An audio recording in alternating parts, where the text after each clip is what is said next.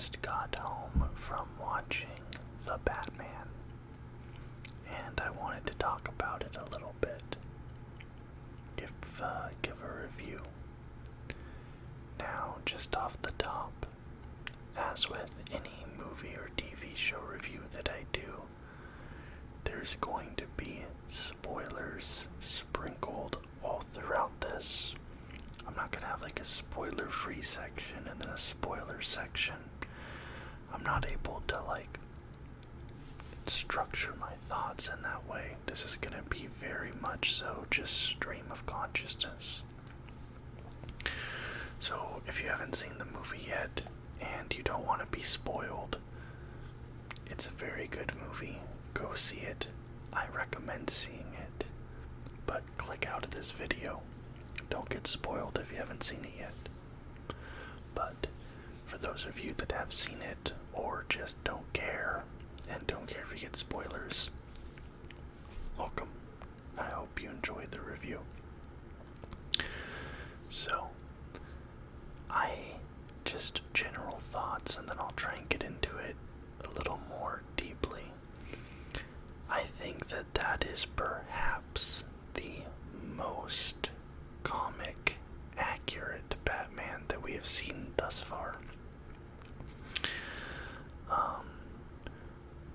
I've liked a lot of the Batman stuff that we've seen. Obviously, The Dark Knight is kind of the gold standard right now.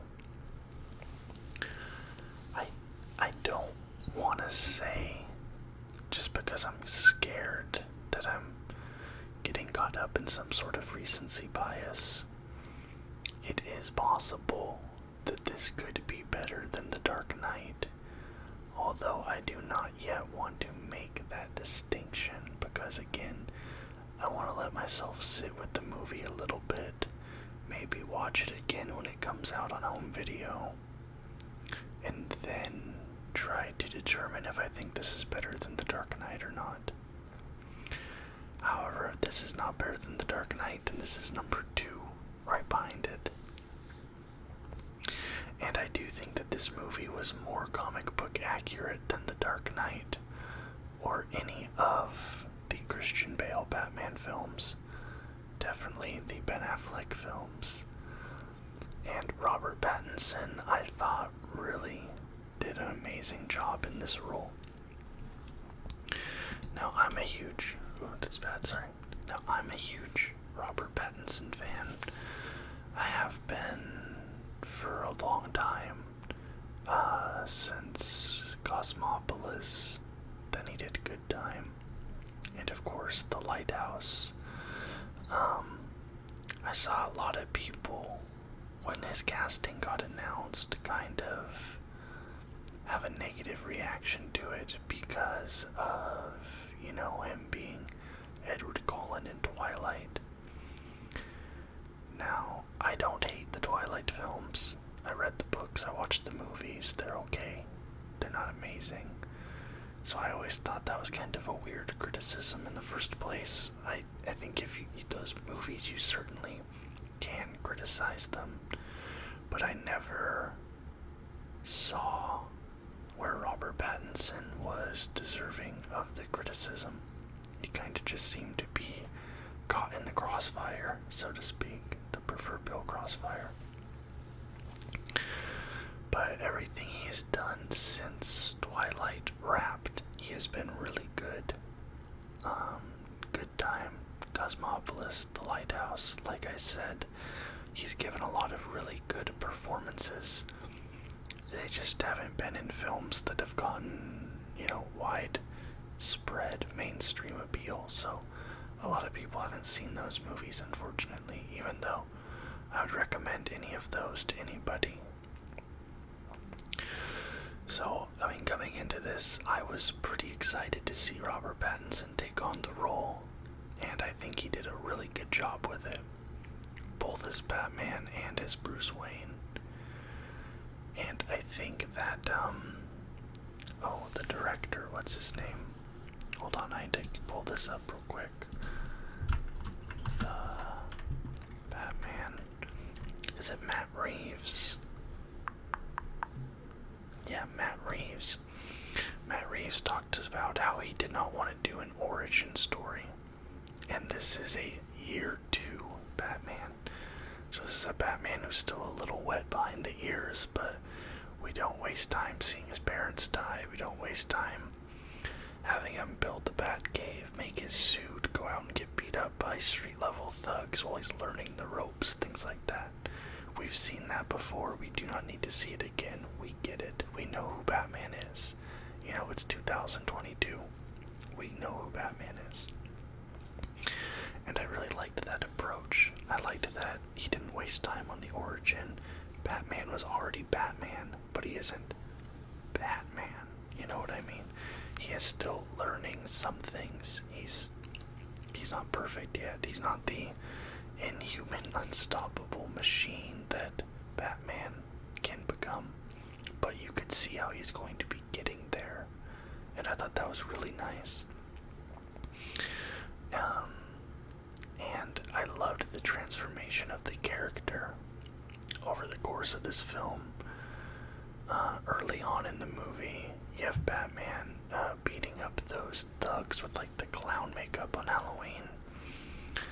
And he says, "I'm vengeance." And that's his whole angle, that's his whole shtick. He's violent, he's aggressive. He is trying to get payback on people who do bad things, on people who hurt people.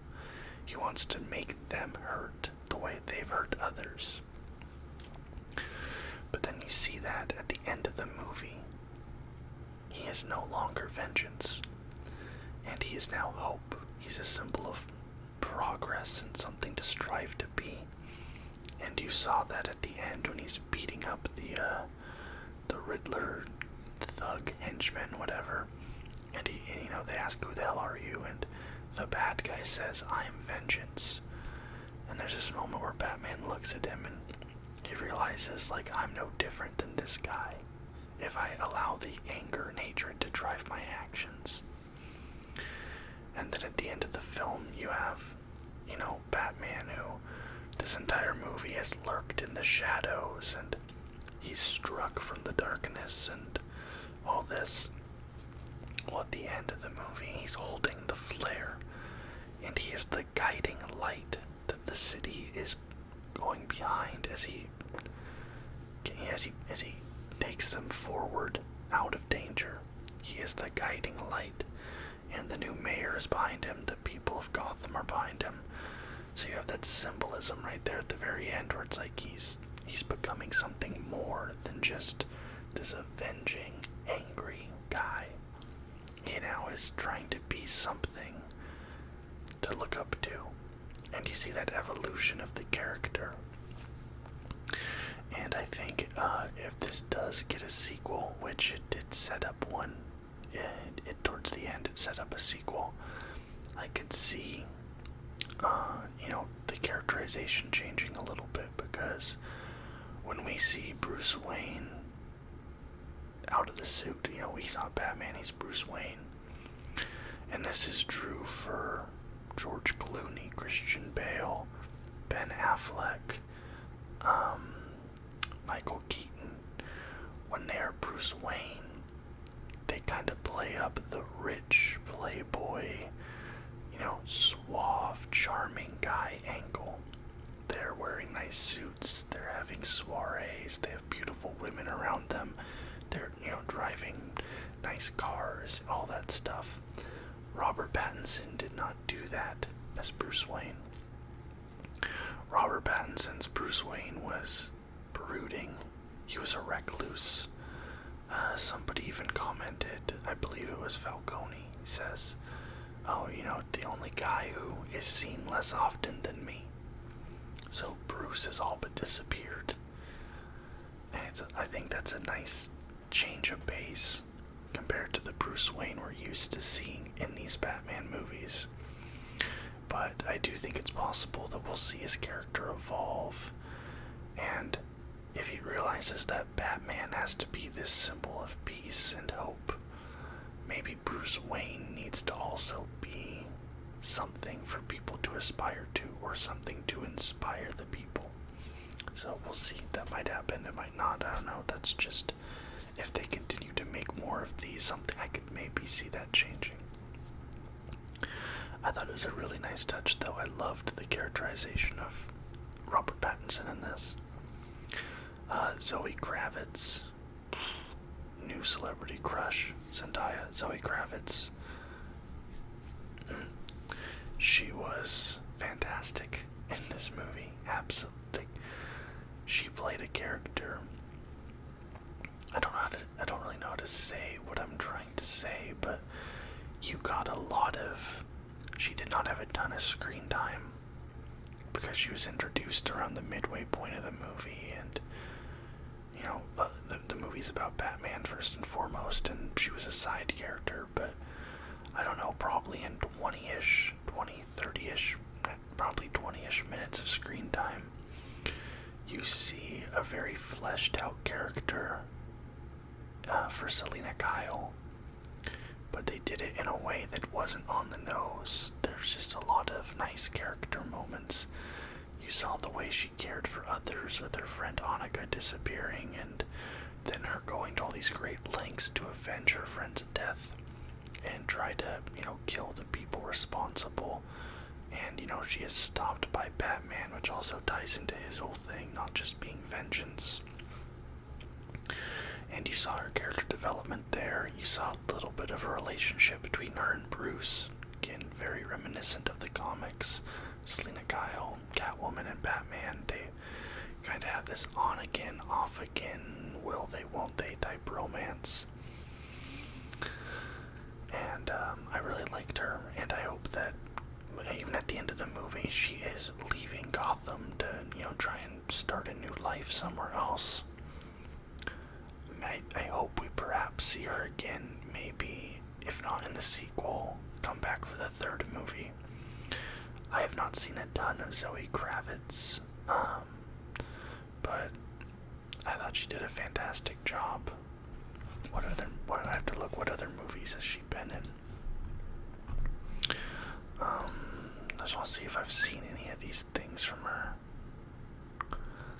High Fidelity, Divergent, Big Little Lies, Kimmy. Oh, she's in Fantastic Beasts. Okay. Yeah, okay. Yeah, she's, the Ministry. She's the woman at the Ministry in Fantastic Beasts, isn't she? Oh, yeah. Okay. Now I recognize that. For sure. And then, of course, we should talk about Paul Dano. Playing the Riddler. I thought he did a fantastic job here. Paul Dano is always great, but his characterization of the Riddler, and really everything around the Riddler, I thought he was portrayed very well, and in a way that really kind of spoke to the times we're in, and this extremism brought on by societal discontentment and inequality, and then how that breeds and fosters in these niche online spaces. And I thought that was a really interesting angle to go with the character.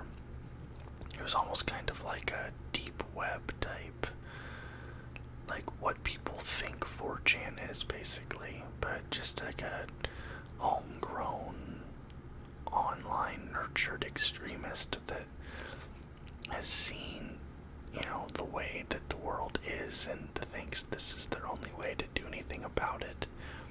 I thought that was a really cool angle to go with the Riddler.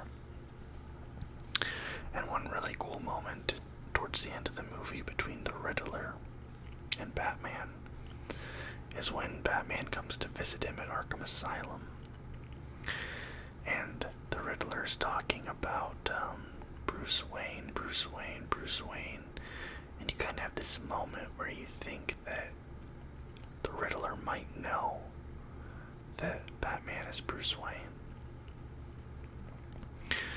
But then it goes on to the conversation, and the Riddler kind of thought that Batman was on his side. He kind of had created this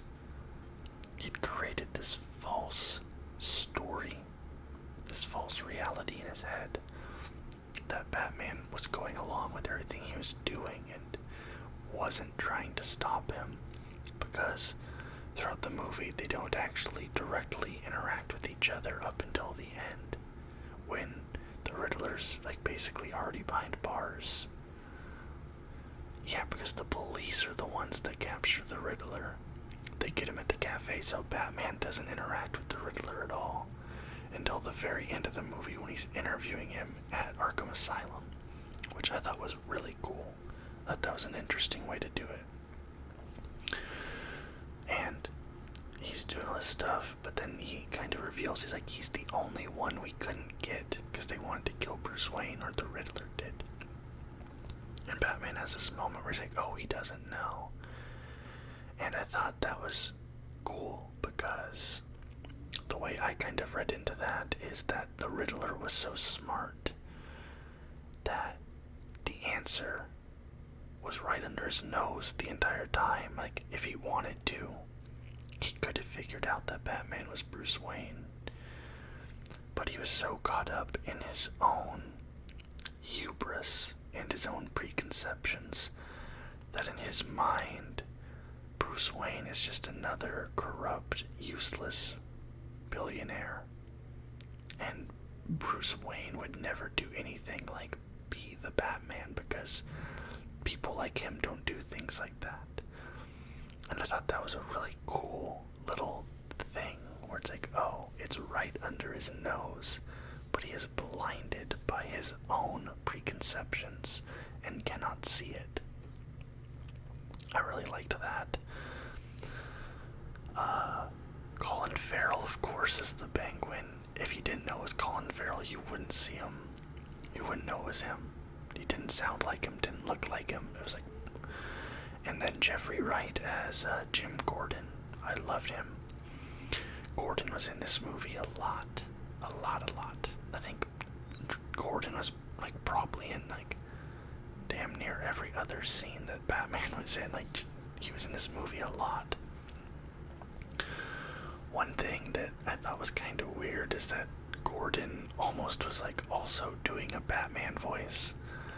Gordon was also talking in this low, gruff voice like this. And there'd be these scenes where it's Gordon and Batman talking to each other, and they're talking like this back and forth to each other, and it's what are you guys doing? It was a little ridiculous. Also the scene where Gordon's giving him instructions, and he's punch me, make it look good. He kind of does this whole mouth curl up, very dramatic, theatrical type thing, but whatever. I loved this movie was not action-packed, which I actually liked, because Batman is the world's greatest detective, and this is a Batman movie that actually showed us. It showed Batman doing detective work, first and foremost. This was a mystery movie. It was, solving the mystery, connecting the clues, solving the crime, stopping the crime. That's what Batman is. He's the world's greatest detective. He's one of the smartest men on the planet. And I like that they did that. The action was used sparingly, but when it was used, oh my god, it was so satisfying. The hand-to-hand combat in this movie felt absolutely brutal. Bruce Wayne is just taking, he's just murking fools, let's be honest, just dropping bozos left and right. My favorite fight scene was probably the club, where it's completely black except for the muzzle flashes. So it's almost like a strobe light effect, and you see Batman just tearing through the bad guys. And that's kind of another thing that goes to the comic book accuracy of the character. The bulletproof suit. In the comics, Batman gets shot. Bullets aren't really doing much to Batman. In the comic books, his suit can handle pretty much anything. What else do I want to talk about?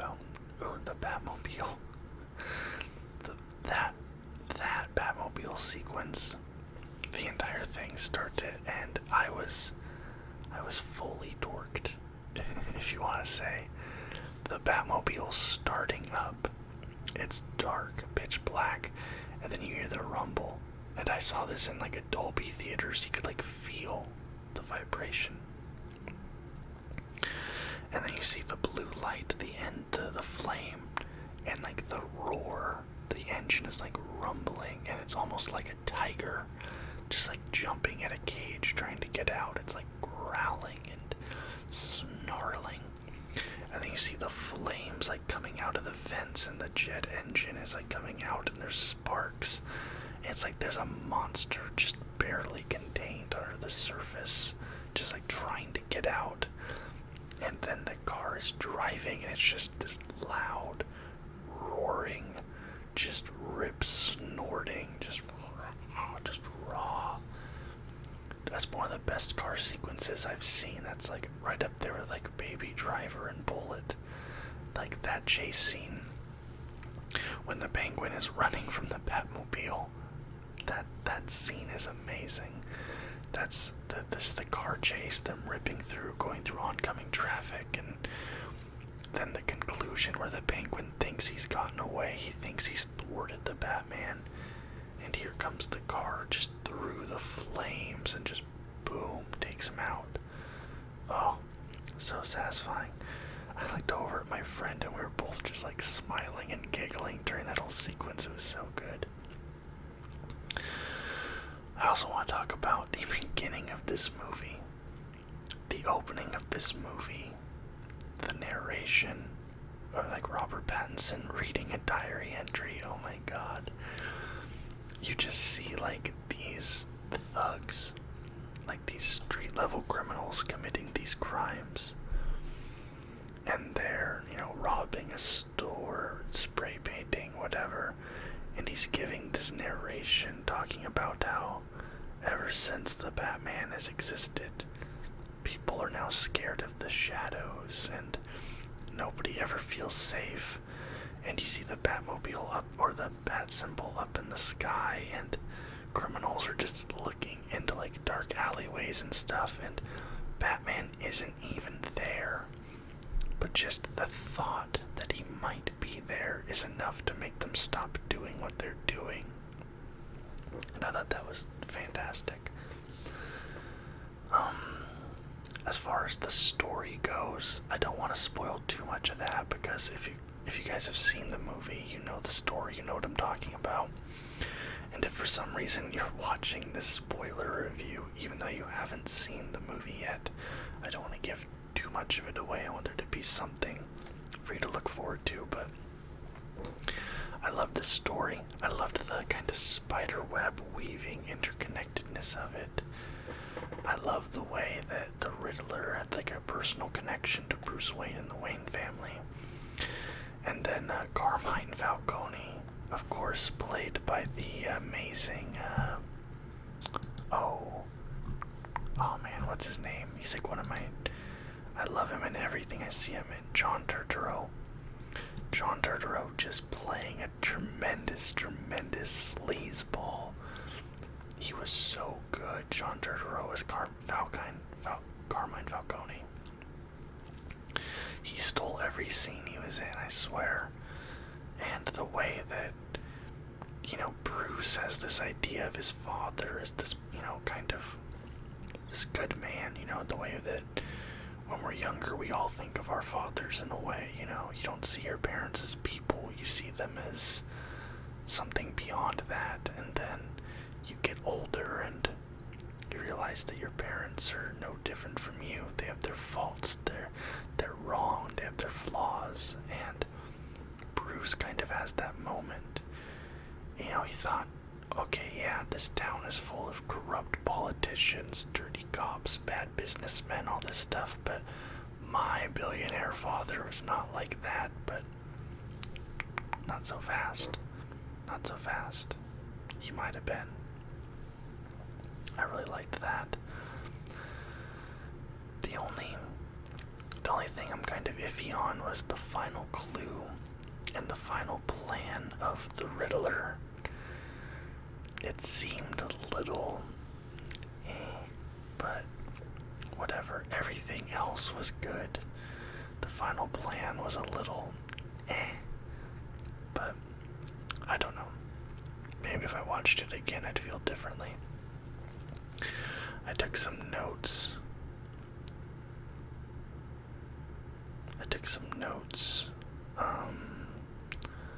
On things I wanted to talk about. Let's see, I got that, okay. Oh, they kept making a note to talk about, to show this little orphan boy.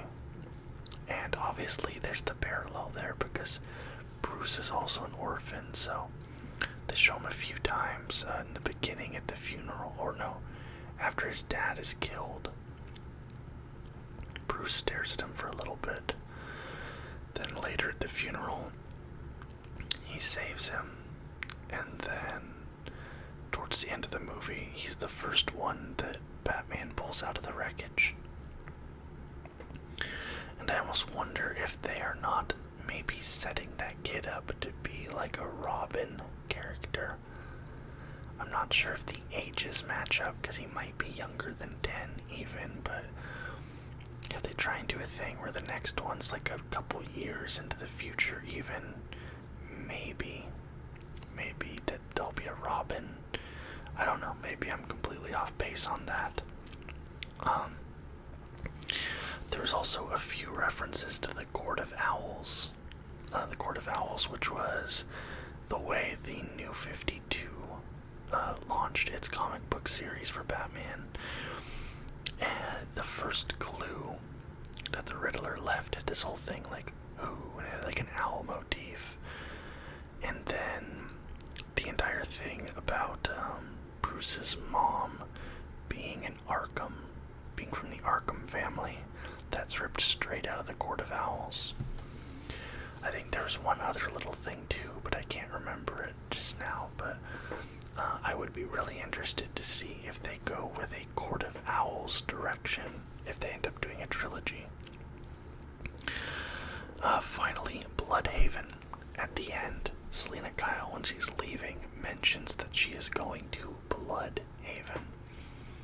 Now, if you've seen my comic book video, you know that Nightwing is my favorite DC superhero, probably tied for first with Spider-Man as my favorite overall superhero. So I hear Bloodhaven and my ears perk up a little bit, and I'm like, are we gonna see a Nightwing? Are we finally, after all these years of me begging for it, are we finally going to see Nightwing in a Batman movie? I don't care if he's not related to Batman. I don't care if he's not a former Robin. Give me Dick Grayson. Please, for the love of God, in a Batman movie. And if they bring Nightwing into the mix with this, I'm gonna it's game over. Also at the end, obviously, the Joker. They always bring in the Joker for the second one, right? Like, I guess they did it with the Dark Knight. They teased the Joker, and now here they teased the Joker. The actor who played him is actually a guy I like quite a bit. Barry Keoghan. He was in The Eternals. He was in The Killing of a Sacred Deer. He was in Dunkirk. He's a really, really cool cool actor. A dude that I'm super fond of. So, if they have him slated to play the Joker, I am pretty excited to see what he could bring to the role. And I think that'll do it. This movie, I loved it. Loved it. I loved the atmosphere, the vibe. It was dark, it was heavy. The musical score was amazing. I loved the continued motif of Ave Maria, Something in the Way. And then that score, that bum, bum, bum, bum, bum, when Batman's doing anything. Yeah, just the cinematography was good, everything, great movie. Probably go, I don't like to give too high scores. I'd probably go with like an 8.75 or a 9 out of 10. If I was going out of 10, an 8.75 or a 9. Definitely a movie I'm gonna have to watch a second time though. But anyways, let me know in the comments down below what you guys thought of the Batman. I'd love to hear your feedback. If you liked the movie, if you disliked the movie, if you were just kind of like on it. I'd love to hear your thoughts right down there.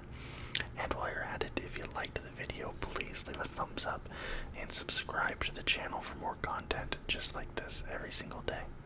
Until next time, guys. Bye-bye.